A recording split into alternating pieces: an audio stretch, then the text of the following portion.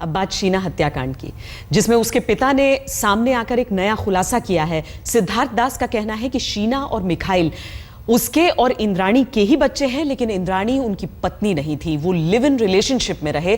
सिद्धार्थ का यह भी कहना है कि इंद्राणी पैसों के लिए हत्या कर सकती है।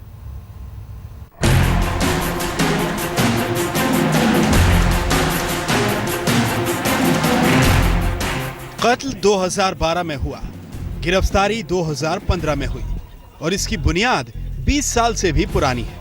गुमनामी और खामोशी के बाद इंद्राणी मुखर्जी के कथित पहले पति सिद्धार्थ दास बोल रहे हैं। वो बोल रहे हैं तो एक नया सनसनीखेज दावा भी कर रहे हैं कि इंद्राणी से उन्होंने कभी शादी नहीं की। दोनों लिव इन में साथ रहे और इसी दौरान शीना और मिखाइल का जन्म हुआ। Sheena was born 11/2/1987. Mikhail was born 9/9/88. Where? In Guwahati only, in a nursing home. In a nursing home? In a different nursing home. And both are your... Yeah. Siddharth का कहना है कि इंद्राणी ने उन्हें 1989 में ही छोड़ दिया था। इसके बाद दोनों की कभी मुलाकात नहीं हुई, लेकिन आज एक पिता का प्रेम जगा है। वो शीना के कातिल को पकड़वाने में पुलिस की मदद करना चाहते हैं। चल रहा अचानक दिखा रहा है Siddharth Das is hiding, he went to Bangladesh. Why should I hide? What is there to hide? I am ready to cooperate with the police.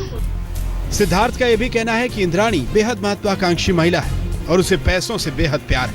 वो खुलकर तो दावा नहीं करते, लेकिन मानते हैं कि इंद्राणी पैसे के लिए हत्या कर सकती है। उनका पैसे के लिए थोड़ा बहुत आकांक्षा था, पैसा ज्यादा और अच्छा लाइफस्टाइल चाहिए उनको, हो सकता है। हाँ। उसके लिए हो सकता है। क्या अपने इंद्राणी के छेड़ा चुन हो सकता है। पैसे के लिए कोई भी किसी को मार सकता है। आजकल के जो जमाना चल रहा है, पैसा का लालच में कोई भी किसी को कर रहा है। सिद्धार्थ दास अब कोलकाता के दमदम इलाके में रहते हैं। इंद्राणी से उनकी मुलाकात गुवाहाटी में हुई थी। शीना और मिखाइल 1987 और 88 में पैदा हुए थे, जिसके एक साल बाद इंद्राणी ने अपना रास्ता अलग कर लिया। शीना से सिद्धार्थ की आखिरी बार बात तब हुई थी जब वो 10वीं में पढ़ती थी। हालांकि सिद्धार्थ के सामने आने से इस केस में मदद मिलने की संभावना बहुत कम है। बस इतना हो सकता है कि इंद्राणी की शख्सियत का कोई दबा सा पन्ना खुल जाए। कोलकाता से मनोज्ञा लोहीवाल के साथ आज तक ब्यूरो।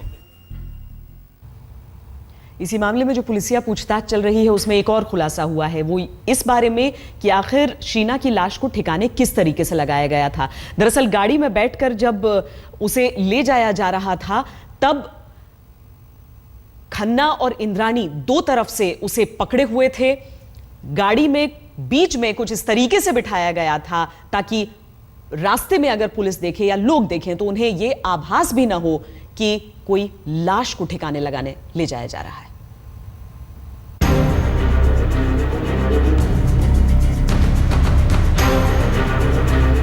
ऐसे वाकये फिल्मों में ही देखने को मिलते हैं या फिर कहानियों उपन्यासों में पढ़ने को मिलते हैं, लेकिन शीना बोरा हत्याकांड में सनसनीखेज मौत की कथा के साथ उसे अंजाम तक पहुंचाने की कहानी भी पूरी फिल्मी है।